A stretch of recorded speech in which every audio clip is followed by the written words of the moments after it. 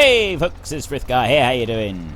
So I've done a little bit of experimentation over there with our silage, and I have found the optimal offset and how to use this so that we can go rushing over there and get going with this next crop. So if I set this to follow me, now I need to first of all start moving it offset like this.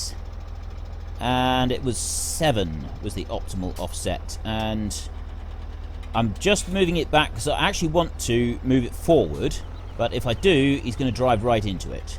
So we'll stop right there I should say, for just a second, and if I move this one forward, we'll move this one over here onto the grass. It's a little bit difficult when you first come to set the offset and so on, because he does have a tendency to try to drive into the machine, but once he gets going, he's not too bad. So yeah, while we continue to get this set up, my question for this week is, do you want me to get €1,000,000 added to this map to simulate finding all of the gold nuggets? We got an extra $1,000,000 on our Goldcrest map because we found all of the gold nuggets. There are no gold nuggets available here on Sosnovka, but I thought that it might be nice to have €1,000,000 to add to our map because, well, you know, €1,000,000 is quite nice to have. And the reason that I would like to do this is because we've got this week of videos, and then after that we've got another 4 weeks, and then I will be moving on to a new map because I said that we would do around 70 episodes. That's what people voted for. And in 4 weeks after this week will take us to episode 71. So that's when we'll be stopping. That is the plan. So do you want me to essentially simulate finding $1,000,000, finding the gold nuggets? So I will modify the save game file and add €1,000,000 to the total so that we can go and get a load of machinery and get a few other little bits and pieces on the map before we finish up the series. I thought it might be quite nice to be able to do something like that, get a load of extra money and stuff like that. Well, you basically get a load of extra machinery and stuff. Now, this should work. I was able to turn in on itself previously, and it did seem to do it okay. You do have to turn sort of carefully, and you don't want the tractor with the trailer to get too far away from the forager, or you end up losing the silage. It just kind of disappears into nothing because it seems to have a much shorter throwing distance than the actual self-propelled foragers. I'm not quite sure why, but you do seem to have to keep the trailer a little bit closer. I did notice that there was some sort of vanishing previously. And you know, we can run down here. This is okay. Look at that. That is fantastic. I'm not using any GPS on this. I'm just trying to keep it all running together. That is fantastic. So yes, do you want me to add €1,000,000 so that we can buy a whole load of extra stuff and get basically most of the questions done that we wanted to get done before we leave this map? It's your vote, it's your game. Head into the comment section down below and let everybody know what you would like to do, and of course don't forget to actually cast your vote up in the top right hand corner.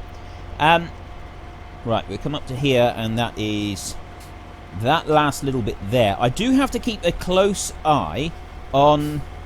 Right, now it's going to get a bit difficult. The actual pickup on this one doesn't have any collision on it, and that's kind of a good thing, and for stuff like this, because then when the tractor drives into it, it doesn't actually cause any issues. However, at the same time, it's not very realistic. So again, we've got there's pros and cons with all sorts of things in this game. And right now, see, it's not actually putting it into the trailer. It's moved just a little bit too far away. I don't know if it's just the animation is not working or if it's actually not putting stuff into the trailer, because I'm not in the tractor and I can't monitor the actual quantities going into the trailer. I'm not quite certain if it's working or not.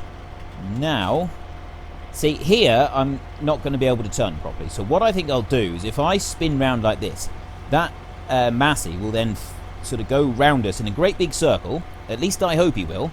And then we can collect up this last little bit right here.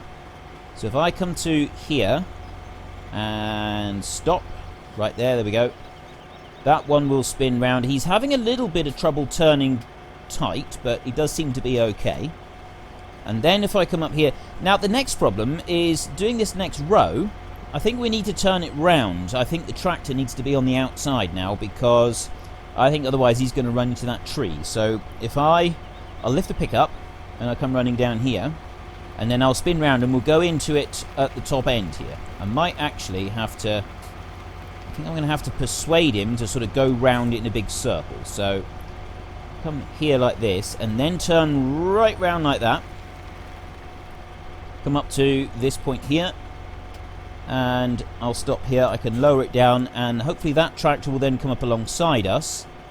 I'm wondering if I should do this for a third episode. I'm thinking perhaps not. I'm thinking that perhaps I will finish doing the silaging bit on my own time between now and tomorrow's episode. So we'll do this today, and then I'll finish it up myself, tipping it all into the clamp, and well, then I don't really want to spend an entire episode just rolling a clamp, because there's no way that you're going to want to watch that, and it's just going to be completely dull. Decisions, because unfortunately I can't leave recording tomorrow's episode until after I've seen what everybody thinks of this episode, just because it's the weekend, and I can't really do very much recording of these Let's Plays over the weekend, because I have too many people running around in my house. And yeah, you don't really want to be listening to them all in the background. I'll have a think about that, and you'll find out tomorrow what I decide, basically. We'll get down to the end here. I'm just going to swap tractors, and we'll see how much we got in the trailer, see how much further we've got to go, because... Oh, actually, no. I think when it does get full, it stops giving you the animation of the grass shooting into the tractor, so should actually be okay. We're on 29,000. So we got 15,000 litres of grass that we can still put in here. We might just have to leave a little bit here. The Zetor does pull this one, but it struggles a bit. It is quite heavy for it. Now, is it going to be able to get round there? I can go round on the inside. Ooh, nice. Right, we got that one timed fairly well. So now if I come up here, we'll get that little tiny bit later at some point. I don't know when. Oop, stop. Stop. Let that one go on in front. Yes, excellent. Now it'll put it into the trailer, and we can keep running. So we can use the Follow Me mod. It does work while we're doing our silage, but actually I think it is probably easier and quicker if we were to just use the Massey and the hitch and unhitch the Forager each time. I think so. We'll fill this trailer up here, and then after that I think maybe we'll go back to just using the Massey for the piece down there, because the Massey can go a lot faster, and it doesn't seem to slow down on any corners or anything like that, and at least not until it's really completely filled up. But right now, I think that looks impressive. Being able to just travel along like that with our very own Forager. Right now it's stopped. I think that trailer is full. Well, it might not be, I suppose. It might just have... He may just have gotten a little bit too far away. Yeah, he just got a little bit too far away, that was all. Okay. That's one thing that isn't particularly satisfying about this Forager, is the way that it keeps sort of avoiding the trailer. But mainly I think that is just the Follow Me mod not performing quite as well as it should. Because... I guess our main issue is that the tractor sort of drifts a little bit far away, and then the trailer gets too far away. When I come to do that, that tractor has got a fair bit of distance that it's got to cover, and I need to get over here and round and set up before the Massey comes along. Yeah, he can't turn sharp enough now, so we've got that issue as well. What did I do there? Right, let's lower it down. Let's start moving. Hopefully the Massey will pull away from the pickup. Yeah, I definitely think this is going to be the only bit that we're going to do like this. Look at that. You can't see any... I don't know, though, if it's just because it's moved far away from the trailer that we're losing the animation, or if it's actually not putting stuff into the trailer. We got no real... I'm guessing there must be mods available, but you remember we had that inspector mod that I used to use it a lot in FS15, I used to put it out onto the side, and or on the left-hand side, and you basically the text was in green unless the seed drills and so on were nearly empty. You could monitor all of your workforce then. You could see who was doing what percentages all the trailers had, and when you're running the seed drills, things like that, you could see what all of them were doing. And the really, really good thing about it that I liked was when you were doing a setup like this with Follow Me and the rest of it, you could see exactly how full the trailer was before you, as you were driving around. So you didn't need to jump into the other tractor to check out the quantity that was in it. Now, if I come back round, I got a feeling this is probably close enough. We're on 35,000 down the other end. We're on 42,000 now. So let's take it off of Follow Me. We'll run this one up to the biogas plant, which is just there. Empty it out.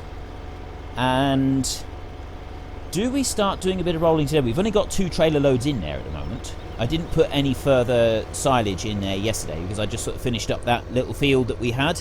And then I've moved on to this bit here. So we'll come in here into the biogas. We'll turn those beacons off now. Come around here, and that's all we've got so far is just these couple of trailer loads. So I go there, and then I go to complete emptying. And yes, driving up and down it just like this does help the compaction, and I think that we'll try to spread the load out as much as possible this time.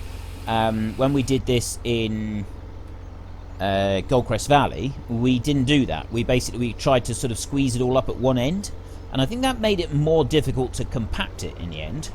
So let me just back up here, and then I will drive back over the silage to try and compact it a little. I know that that isn't strictly realistic. You wouldn't sort of do this in real life. You would back up to the heap, tip out, and then you'd have a dedicated man pushing the silage up and rolling it. However, real life simulation for this little bit is incredibly dull.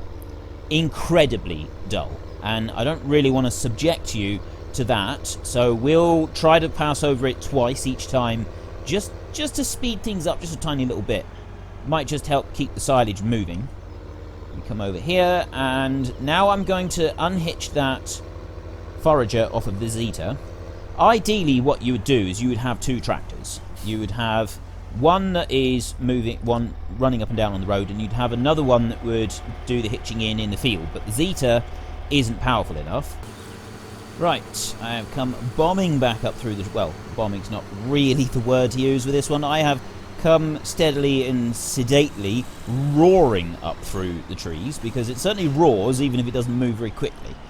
With the Kirovets tractor, and we'll back it up here and put it on there. Excellent. So it does fit on here, and unfold it. Pivots quite nicely there, so we don't need to worry about damaging any tyres. Run back round here, and we unhitch this trailer, and we'll leave it right here, and then we can hitch it onto the back of the Kirovets. That one can do the silaging, and then once that's done, we unhitch the trailer and come back here and... no, I don't want to unhitch that. I want to do that, and I want to do that. Right. I did have a quick look at the animals, just to see how they're getting on. We're going to need to do something with those animals fairly soon. If you take a look here, we've hardly got any corn, but we can't do anything about that because we don't have any corn available. We've got some growing, but that's it. The other 2, I did top those up. Water I need to do. Power food I need to do for the cattle. We're now at 22 cattle and 238 pigs. So we've got a little while before we reach our golden number of 400 pigs. But hopefully it won't take too long, because the golden number of 400, I've got 300 on the time-lapse map. And yeah, I'm still concerned about how we're going to afford to do all of this, because yeah, 300 pigs is using a huge amount of grain on the time-lapse map, and I've got a lot more land on that map than I've got on this map. And we go there, lower it down. So yeah, if we do end up getting the €1,000,000, depending on what everybody votes for, I might have to spend a lot of that on pig food, at least to start with, just to be able to get the keep the pigs ticking over until they reach the required numbers, and we've got a little bit more land. So Yeah, we're going to have to sort of keep an eye on that. I think if we do get the money, the first thing we'd do is buy field 23 and 25 and find a way to perhaps join them together so that we get even more land. We have a huge chunk of land right there. And then once we've done that, then we can see about... Let me just lift those up. Yeah, once we've done that and we've got field 23 and 25, we join them together and plant them all with corn. That would give us a huge amount of corn then. And then the other ones, obviously, we use for other crops. Because we are running out of other crops as well.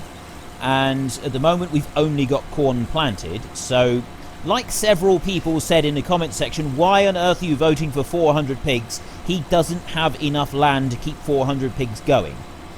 Turns out they were right. Somehow, I think I told you so isn't quite going to cover it, though, is it? We are really, really genuinely going to struggle to feed our pigs. We're just going to have to get a whole load of bought-in pig food and do it that way. But I think rather than using mods, what we'll do is try to... Well, I say rather than using pallets, we'll try to get a mod that will allow us to bulk buy the pig food rather than having to buy it one pallet at a time. Then we can get a big trailer load. We got this trailer now. We get 45,000 litres of pig food, put it in there, run it down to the pigs, throw it in for them, and Bob's your uncle.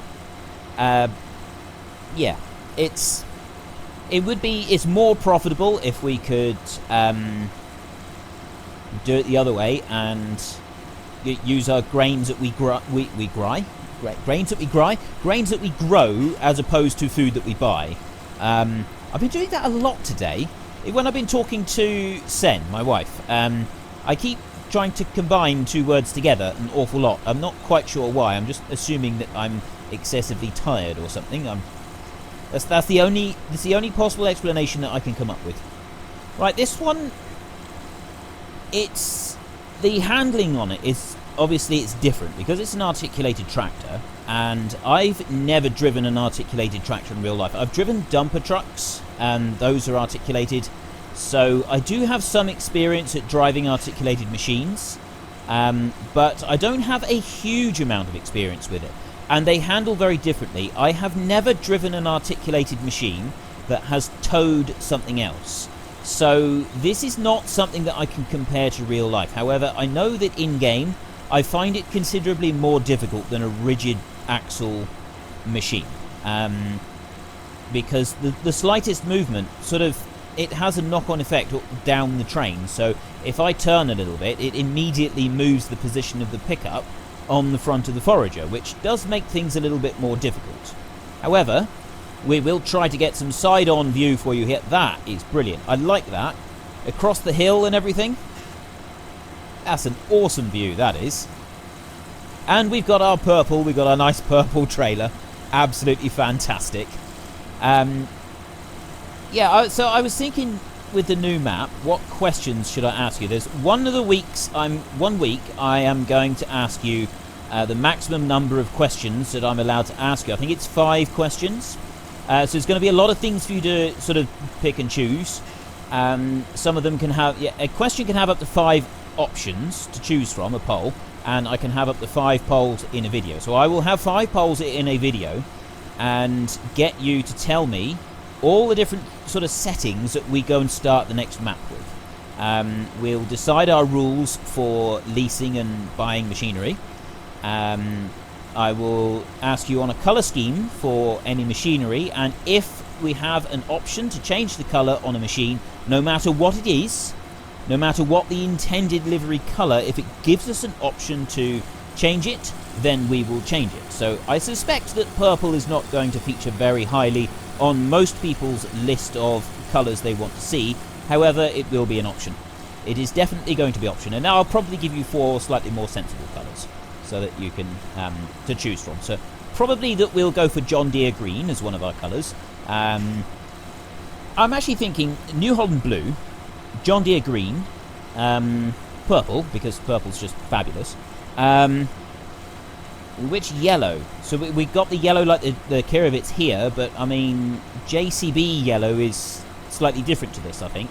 So yeah, a yellow. So we got New Holland blue, Massey Ferguson red, John Deere green, a JCB yellow, and fabulous purple. So I'm really interested to see what you guys pick when it comes to that one. I'm having a think about how we can sort of basically set out our rules for leasing and buying, and also what jobs that we can do if jobs are available on the map, because not all maps have got jobs available to do. And oh, by the way, I won't be doing Rattlesnake Valley as a Let's Play. The map looks fantastic, and it is going to be going to consoles at some point. He's trying at the moment to get it to consoles. I see on a thread on the Giants forums that the creator is trying to get it released onto console, so that you'll be able to play Rattlesnake Valley. That's a 4 times map, so basically it's 4 times the size of this one. It's huge. It takes ages just to drive across the map.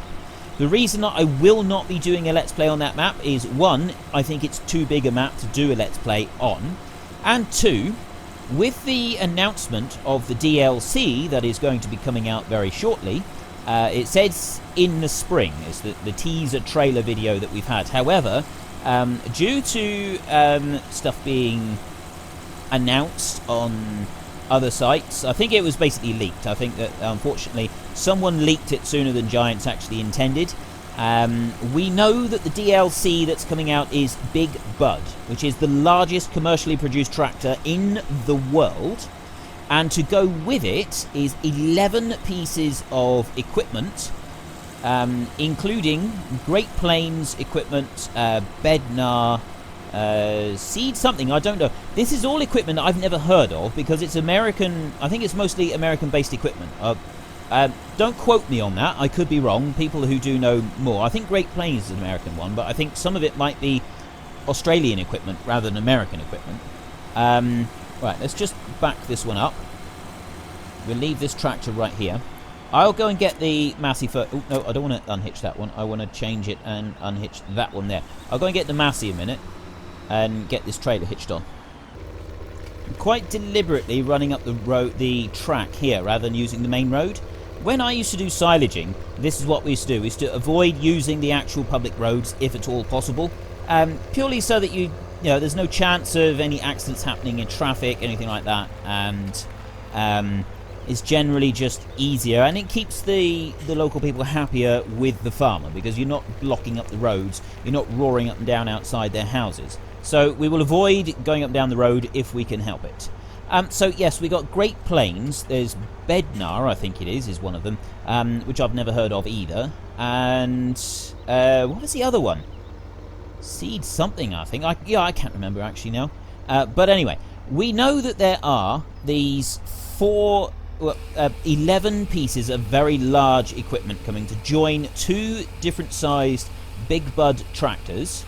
And we know that these pieces of equipment that they're producing will be up to 24 meters in width. The widest thing that we have at the moment in the game is it's available off of the mod hub, which is the Crone Swadro, which is the 19 meter rake.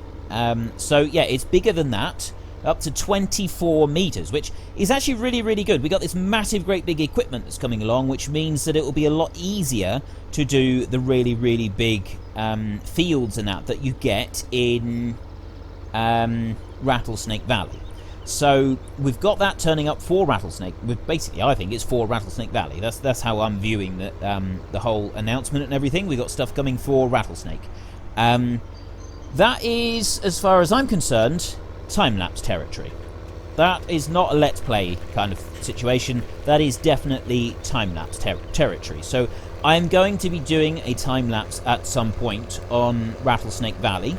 As I picture it at the moment, we will spend between 4 and 6 months on each time-lapse map before we work to the next one. That's 2 episodes a week, which is roughly 12 hours of gameplay each week.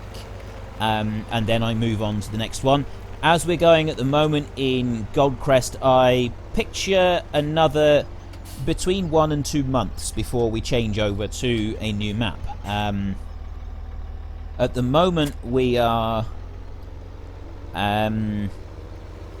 the time lapse is for Wednesday has been and gone. We've planted up a whole load of land for maize silage, corn silage, depending where you're from. But we don't have all of the land yet. I haven't bought any cows yet on that map, and I kind of like to get most things done on a map before I move on to the next one. It doesn't sort of feel right if I go racing off and only do sort of part of the things available. So I'm wondering, although I am seriously considering not doing cows at all on Goldcrest, and moving it on a little bit sooner. I really don't know just yet quite how I'm going to progress, but I will be moving on from there. And 2 maps that I will definitely be covering with time-lapse. One is Sandy Bay, because I said in FS15 I wanted to do that, and the other is Rattlesnake Valley, because so far that looks to be the best and most detailed 4x map that has come out. So there's 2 of them, which is, even if I can limit it to 4 months a map, that's 8 months worth of time lapses, and we are probably I'll be 6 months, I should think, working on the Goldcrest one in total. So that will leave another 6 months, for another 10 months basically. So 2 other maps that I will cover with time-lapse series, and that's kind of how I picture things with my time-lapse series. I will do as much as I can. I can't turn very sharp going this way. I really can't turn very sharp. As soon as I turn a little bit more, it's sort of pivoting, it's jackknifing it slightly. It's not very good. So you are a bit limited on how far you can turn, but I think that's partly just because of the way that the hitch works on this Kirovets. It's jackknifing against the 3-point linkage that is on the same hitch. But I think that's the style of the hitch rather than any fault with any machine. It's just the way that one is constructed. Let's see if we can get a decent view on this. I'm just about run out of time. As always, this is going to take far longer than I originally anticipated. So I will finish... I think I'll finish most of this silage before next episode. We will do some compaction of the bunker. I'm not going to spend the entire episode doing compaction of the bunker. I think I'll try to do some of this as well. But yeah, I'm aware that I don't want just to be doing the same thing. I'm really not good at this. Let's try it from this angle. Now I've got to get around a really tight corner here, and I don't think the machine even turns that sharp. It will if you push it. Yeah, it's just managing. I've drifted out too far. I kept telling you, I'm absolutely awful at using these articulated steer machines. Once I get used to them after a while, they're okay. Especially like on the hard-working time-lapse in FS15, I used the T9, the New Holland T9, that big articulated one. I got used to it, and I got to quite like it after a while. And the same with this Kirovets. When I drive it enough, I get used to it and how it handles, and all its little quirks and peculiarities, and I start to really, really like the machine. Just to start with, especially when I've been used to driving rigid-based ones, it does take a little bit of sort of, squeezing in.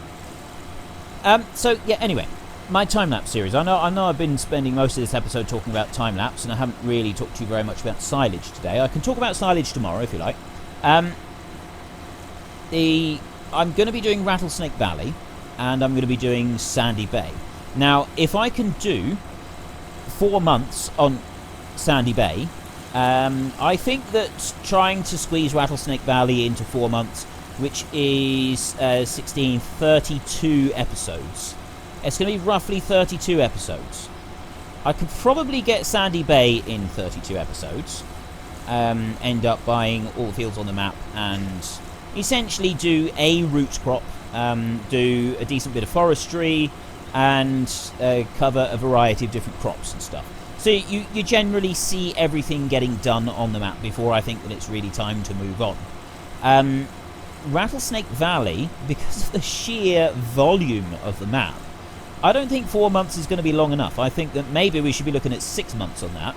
And if I enjoy Sandy Bay enough, I might even run that one for 6 months. So that's going to leave us one more map for another 6 months. If we did just 6 months on a map, that's essentially going to leave us 6 months for one more map. So I'm open to suggestions. That is today's topic of conversation. What map would you like me to seriously consider for time-lapse? Because I've got to pick very, very carefully, because we're very limited on the number of maps we cover, purely because of, we expect a new game every 2 years. And if we're looking at, say, nearly 6 months on a map, we might be able to squeeze in an extra one if I just did a short series on one of the maps. We might not. We'll have to wait and see. My Bjornholm series back in episode 15, that ran for 40-something episodes. I can't remember how many. And ultimately I felt that ran for a couple too many episodes. I think I should have cut it off a little bit sooner. I think that in the end I wasn't completely happy with how it finished up. I know I was sort of running some experiments with the story. It was my first series I'd ever done. But yeah. And then Hard Working, we had to cut that one short because of the time scale. So what do we do? What map would you like me to try? Or do you think we should just, I'll pick between Sandy Bay and Rattlesnake this time round. And it's still going to be a couple months yet, mind. And then see what other maps come out. I could wait and see. And also make a couple of suggestions for the next map that we go on to after here in about a month's time. Keep in mind that I've already said I'm not going to do Chellington. I have no intention of doing Chellington. It's an absolutely fantastic map, but every other farming simulator YouTuber has done a video on Chellington, so I don't feel the need to do Chellington as well. Chellington has had a lot of cover. It's an absolutely incredible, beautiful, stunningly made map, but it's had enough cover. I don't feel I need to add my own take to the glut of Chellington videos available out there. Same, I think, is Thornton Farm as well. That's another one that is hugely popular. And again, because of its extreme popularity, that is why I'm choosing not to do it. I'd like to cover maps that people haven't seen very much, kind of the hidden gem. Ones that are as good as these kinds of maps, but just haven't had the necessary exposure to become as popular as the likes of Chellington, Thornton Farm, etc.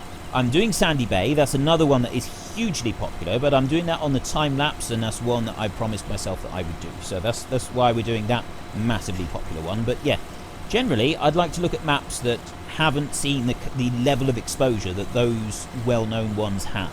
So please make your suggestions in the comment section. I would really love to hear your views on that. I have probably gone to nearly a 40-minute episode now. This is getting ridiculous. I actually aim to do a 25-minute episode, and you probably noticed that lately most of them are approaching 35 minutes. So maybe I should stop talking now. I will finish doing this. What I'm going to do is I will finish this field here, and I will do a lot of the silage over there as well. I might leave a trailer full to do in tomorrow's episode, and we'll also do some rolling of the clamp and maybe a couple of other little odd jobs here and there as well. I'm not quite sure. I might have to sell a little bit of wood actually in order to be able to go and lease a... Oh no, we got a leveler, haven't we? Have we got one or not? It's because it's a one-off, we're allowed to lease it. It's basically what we're saying these days. Yeah, so anyway, I will deal with all of that, and when I see you tomorrow, we'll have a little bit of silage left to collect, and we will have... Ooh, exactly full. Yeah, we'll have a little bit of silage left to collect, and we will have a silage clamp ready to roll. Just come on round there. I will run and get that Massey. We'll go and unload that load. There we go. So yes, if you've enjoyed this episode, then please head down below and give us a like, and if you really enjoyed it, please tell your friends all about me. Get them to come and watch as well. That would be awesome. Please don't forget to give me your views on what map you would like to see, and also what questions you think I should be asking in regards to setting up our next map on our Let's Play here. I'm going to be asking you what colour you'd like to have the base equipment, what leasing and buying rules we should have, probably time settings and the speed of growth and stuff like that will join together. But that's minor details. What I mostly want to hear about today is map suggestions. What maps would you like me to use for Let's Play and for time-lapse? Throw in your suggestions. Let me hear everything that you got to say. I am really interested in this. I want to see what sort of hidden gems there are that I've not yet heard of. So until next time, thank you very much for watching. Oh, no, I can't say goodbye yet. I haven't asked the weekly question. So very quickly, my weekly question before I go is, do you want me to find all the gold nuggets on this map? Now, there aren't actually any gold nuggets to find on this map, so if you say yes, I will simply modify the save game file and add 1 million euros, so that before we leave this series, we can basically run through and do a whole load of the things that we haven't got to do yet that we need a load of money for, just to speed things up and sort of complete those things before we move on. We are planning to take a load of money from this map to our next one. I will not take any of the $1 million, or million euros, sorry, that we get from finding these supposed phantom gold nuggets. I will leave that million here. It's just to try to see a few extra things on this map before we move on to the next one. So head into the comment section down below, give us a yes or a no, and of course don't forget to tell us why, and then don't forget to mouse over in the top right hand corner of the screen and click on the little white circle to actually cast your vote. It's your vote, it's your game. And until next time, thank you very much for watching. This is Frithgar, goodbye, and see you later.